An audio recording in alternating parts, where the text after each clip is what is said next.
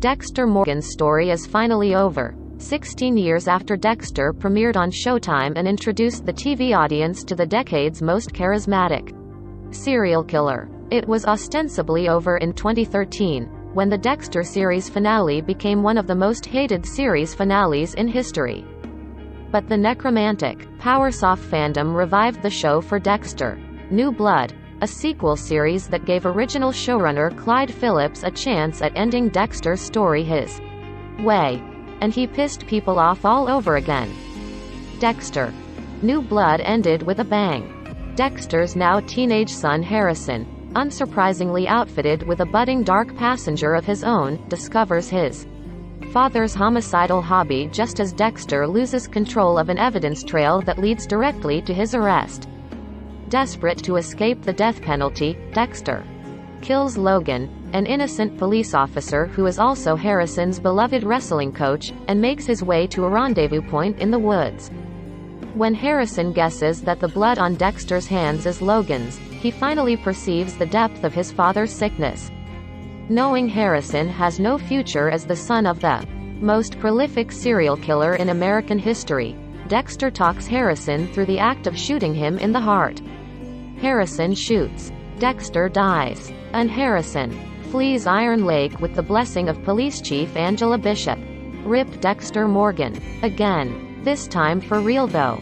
Enter fan outrage. Some have artistic gripes about the writing or pacing of New Blood. That's fine, to each their own. Another contingent of fans is angry because they think Dexter's death at Harrison's hands is a bad ending to the character's story. Those people are wrong. The Dexter New Blood ending is awesome, and it's the only way Dexter's story could have ended with any level of satisfaction. To remind everyone of what the New Blood finale was meant to correct, we must harken back to the Dexter series finale. There, Dexter Morgan ships his son to Argentina, chucks his sister's body in the ocean, fakes his own death, and moves to the Pacific Northwest to become a lumberjack. The lumberjack finale was bad for a lot of reasons, mostly because it dodged the central question that the entire run of Dexter endeavored to ask. Is Dexter Morgan a good guy who does bad things or a bad guy who does good things? Is Dexter Morgan a good guy who does bad things or a bad guy who does good things? The answer to that question is key to Dexter's self-conception. Without it, the finale said nothing about Dexter's character, what he thought he accomplished, or if he was capable of reflecting on the damage he caused. Dexter's moral arc screamed for some kind of consequence or reckoning. Providing that reckoning was all Dexter New Blood had to do to justify its existence. New Blood sets up Harrison's acceptance or rejection of his father as the final word on Dexter Morgan. The real answer to lumberjack finale's unasked question. He is Dexter's reckoning. It's not a narrative coincidence that he arrives right as Dexter unleashes his dark passenger after years of abstention. Harrison is Dexter v.2. A traumatized potential psychopath who could either fall fully into his father's darkness or reject his violent legacy. In turn, Dexter spends the series facing the choice to either encourage Harrison's darkness or shield his son from turning into a killer. It's an easy test and Dexter still fails it.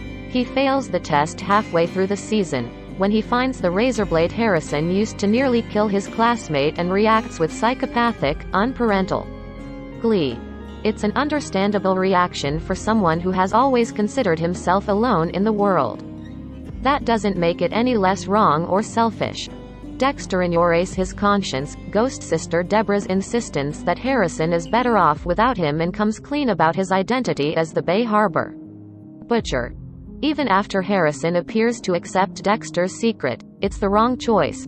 Harrison can only stomach his father's code in the context of vigilantism and saving lives, which is a concept Dexter admits to never considering.